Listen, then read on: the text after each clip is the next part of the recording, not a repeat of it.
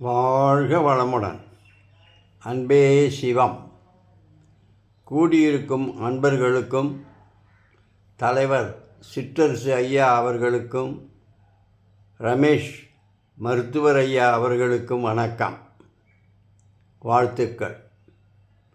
10 நாட்களாக தொடர்ந்து ரமேஷ் ஐயாவின் தொடர்பில் இருந்து பேச்சை கேட்டு பலன் அடைந்தீர்கள். 2 நாளில் அவரும் இந்தியா திரும்புகிறார். நாம் ஆரோக்கியமாக இருக்க அவர் இந்த 10 நாட்களில் நமக்கு எவ்வளவோ சொல்லியிருப்பார். அவை எவ்வளவு முக்கியம் என்பதை நினைவில் கொண்டு வாழ்வில் அன்றாடம் கடைப்பிடித்தால் நமக்கு வாழ்வில் அதிசயங்களுக்கு மேல் அதிசயங்கள் நடக்கும். இது உண்மை. நான் அவர் சொன்னவற்றை கடைப்பிடித்து அனுபவிக்கிறேன். கைமேல் பலன் கிடைக்கின்றது, சந்தேகமே இல்லை. நம்ப வேண்டும். அதை நான் அனுபவித்ததை உங்களுடன் பகிர்ந்து கொள்ள ஆசைப்பட்டுத்தான் இந்த பேச்சு 2-3 நிமிஷமானாலும் உங்களுடன் பகிர்ந்து கொள்ள ஆசைப்படுகிறேன். அவரையும் இதை உங்களுக்கு போட்டு காண்பிக்க சொல்லியிருக்கிறேன். நாம் எல்லோரும் மிகவும் புண்ணியம் செய்தவர்கள்.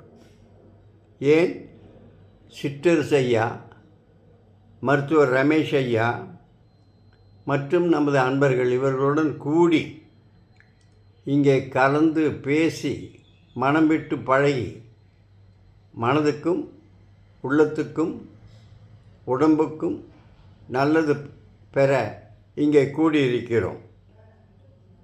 இதையெல்லாம் ஏற்பாடு செய்த தலைவர் அவர்களுக்கு நாம் எல்லோரும் கடமைப்பட்டிருக்கிறோம். இதிலும் உங்கள் குழுவிலும் என்னை சேர்த்து கொள்ளுங்கள்.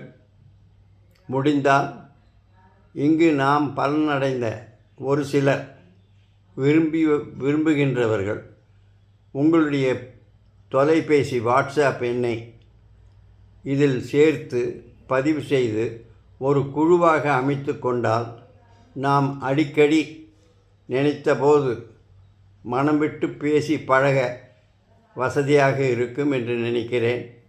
எனவே மருத்துவர் ஐயாவிடம் சொல்லி ஒரு ஸ்பெஷல் குழு நமக்கென பதிவு செய்து கொள்ளுங்கள். என்னையும் சேர்த்து கொள்ளுங்கள்.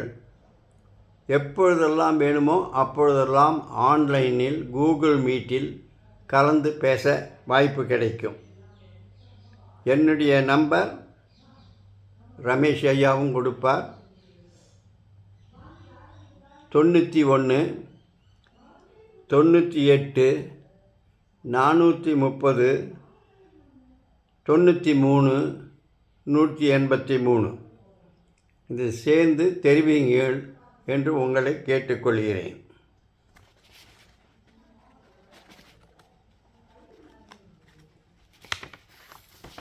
ஓரிரு நிமிஷம் உங்கள் நேரத்தை ஒதுக்க வேண்டுகிறேன்.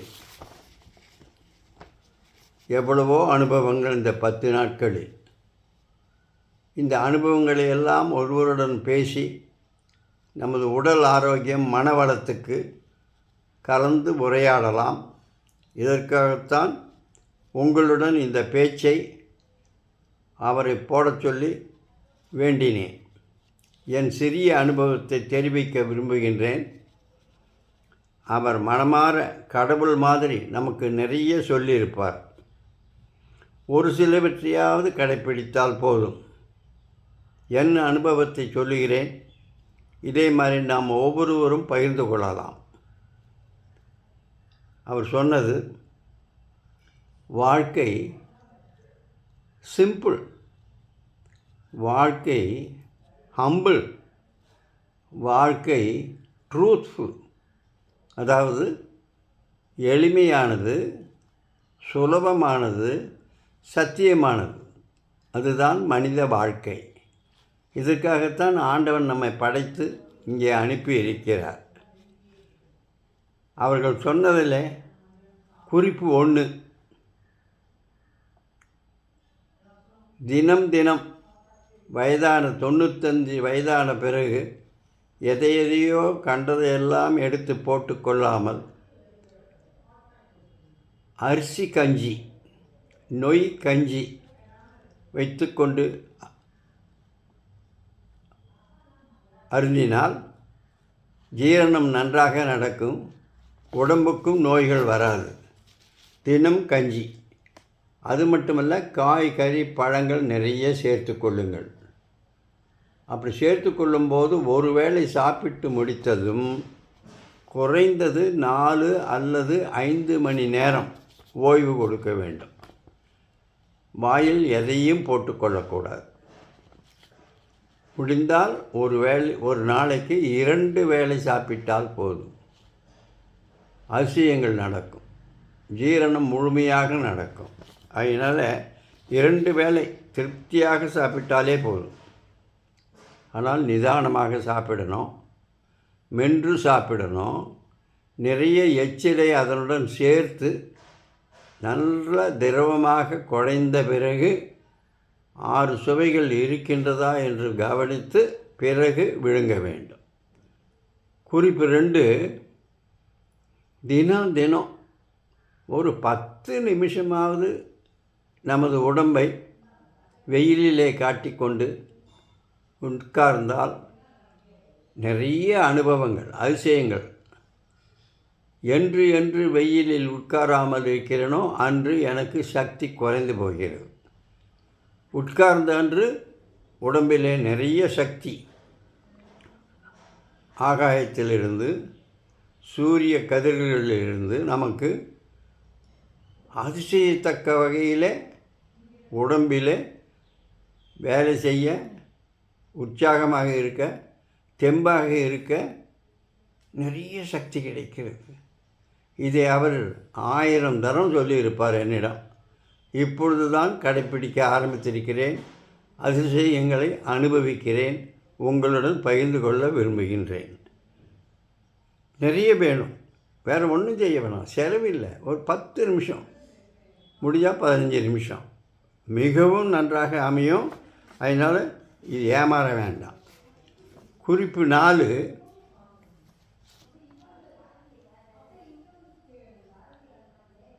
குறைஞ்சது ஒரு 1/2 மணி நேரம் 3/4 மணி நேரத்துக்கு ஒரு தரம் ஒரு 2 முழுங்கு தண்ணி குடித்தா போகிறோம்.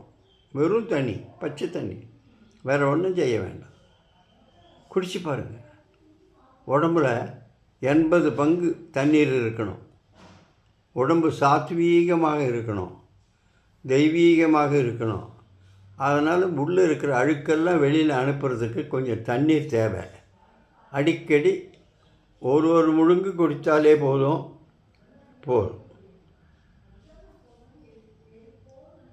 குறிப்பு 4, சாப்பிட்டா போகாது, ஜீரணம் பண்ணால் போகாது, வெயிலில் உட்காந்தா போகாது. இந்த உடம்பு தசையெல்லாம் துரு பிடிக்காமல் இருக்கணும். எலும்பு ஜாயிண்டெல்லாம் நல்லா லூஸாக இருக்கணும். அதுக்கு வேறு ஒன்றும் செய்ய வேணாம். ஒரு 10-15 நிமிஷம் தினம் உடற்பயிற்சி செய்யலாம், எக்ஸசைஸ் செய்யலாம். அது தவிர நடந்து பழகலாம். எது செய்தாலும் ஒன்று தான். ஆனால் உடம்புக்கு கொஞ்சம் தெம்பு வர்றதுக்காக, உடம்பில் சூடு உஷ்ணத்தை காப்பாற்றுறதுக்கு கொஞ்சம் உடற்பயிற்சி செய்யுங்க. வேறு ஒன்றும் செய்ய வேண்டாம். குறிப்பு 5, நம்ம பக்கத்தில் எத்தனையோ உயிர்கள், அன்பர்கள். இவங்க எல்லாருக்கும் நாம் என்ன செய்யணும்? எதையும் எதிர்பார்க்காம, நிஷ்காமிய கர்மம் கீதையில் சொல்கிறாங்க. எதையும் எதிர்பாராதே, உதவி செய்து கொண்டே இரு. நாம் உதவி செய்கிறதுன்னா என்ன அர்த்தம்னா, நாம் புண்ணியம் கொடுத்து வைக்கிறோம். கொடுத்து வைத்தவர்களாக மாறிக்கொண்டே இருங்கள். குறிப்பு 6, சாப்பிடும்போது கவனமாக சாப்பிடணும். 6 சுவை இருந்தால் ரொம்ப ரொம்ப ரொம்ப நல்லது. அதுக்காக ஒரு சுவை 2 சுவை குறைஞ்சி போச்சு, வசதி இல்லைன்னா கவலைப்பட வேண்டாம். உடம்பு அதுவே பார்த்துக்கும். 6 சுவையும் நன்றாக இருந்து மென்று ஜீரணமும் நடக்கணும். அதே சமயத்தில் மலச்சிக்கலே இருக்கக்கூடாது. இது ரொம்ப ரொம்ப கவனம். மலச்சிக்கல் இருந்தால் எல்லா சிக்கலும், மனச்சிக்கல் எல்லாம் வந்துடும். இது அனுபவம்.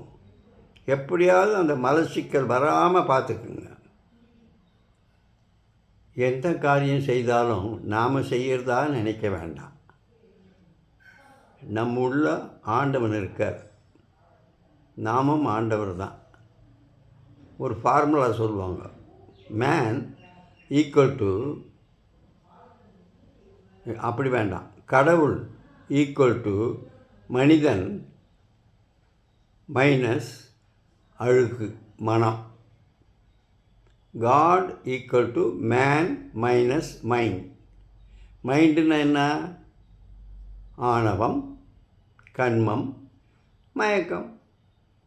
இந்த மூணுத்துலேயும் சிக்காமல் இருந்தால் உடம்பில் அழுக்கு இருக்காது, மனசில் அழுக்கு இருக்காது, உத்தமன் ஆகலாம், ஆண்டவனோடு சேரலாம். God equal to man. ரொம்ப ரொம்ப சுலபம். ஆனால் பயிற்சி வேணும், ஞாபகம் இருக்கணும். ஒவ்வொரு நொடியும் இதை நாம் நினைவில் வைத்து கொண்டு காரியங்கள் செய்தால் ரொம்ப நல்லா இருக்கும். அதே மாதிரி எது எது ஆண்டவன் நமக்கு கொடுக்குறாரு உங்களுக்கு எனக்கு தெரியாது. ஒவ்வொரு நொடியும் நமக்கு கொடுத்துட்ருக்கிறாரு, வாய்ப்பை ஏற்படுத்துகிறாரு. எல்லாவற்றுக்கும் நன்றி சொல்லணும். கெட்டதுன்னு நினைக்க வேண்டாம். நாம் செய்கிற அத்தனை வினைகளையும் வைத்து எடை போட்டு தான் கடவுள் நமக்கு எல்லாவற்றையும் கொடுக்கிறார். இங்கே அனுப்புனதே ஒவ்வொரு நொடியும் நம்ம வாழ்க்கையை நான் ஸ்டாப் கொண்டாட்டமாக வாழத்தான் அனுப்பியிருக்கார். இதை நினைவில் வைத்துக்கொண்டு இருக்கிற வசதிக்குள் கடன் வாங்காமல் எவ்வளவு சிக்கனமாக நல்ல விதமாக அலட்சியம் இல்லாமல் விரயம் இல்லாமல் உடம்புக்கு ஒத்தவாறு வாழ்ந்தால் மன நிம்மதி எப்பொழுதுமே. கடைசியாக எல்லோரையும் பார்க்கும் அத்தனை பேரையும் இனிய முகத்தோடு வாழ்த்திக்கொண்டே இருங்க. வாழ்க வளமுடன், வாழ்க வளமுடன், அன்பே சிவம் என்று சொல்லிக்கொண்டே இருந்தால் நல்ல எண்ணங்கள், நல்ல அலைகள், காத்த கதிர்கள் இவையெல்லாம் நமக்கு நல்லது. இதெல்லாம் அனுபவிக்கிறேன். இதெல்லாம் சொல்லிட்டு வர்றாரு நம்ம பர்மா ஆசிரியர். அதனால் அவர் சொன்னதெல்லாம் ஞாபகம் வச்சுக்கோங்க. ஊருக்கு புறப்படுறாரு, நீங்கள் எல்லோரும் அவரை வாழ்த்து சொல்லி அனுப்புங்க. நாங்களும் வாழ்த்தி கொண்டே இருக்கிறோம். உங்களை மறக்காமல் இருக்க நாம் சொன்ன புது குழு ஒன்று அமைத்து கொண்டு நம்ம எல்லாரும் அடிக்கடி பேசி கலந்து மனசில் இருக்கிறதெல்லாம் பரிமாறிக்கொள்ளணும். நன்றாக இருங்கள். உங்கள் குடும்பமும் நீங்களும் உடல் நலம், நீலாயுள், நிறை செல்வம், உயர் புகழ் வாழ்ந்து ஓங்கி இந்த சமூகத்துக்கு எல்லா உயிர்களுக்கும் நம்மை நல்லது செய்ய சமர்ப்பித்துக் கொள்கிறோம். அன்பே சிவம். வாழ்க வளமுடன். நன்றி, வணக்கம்.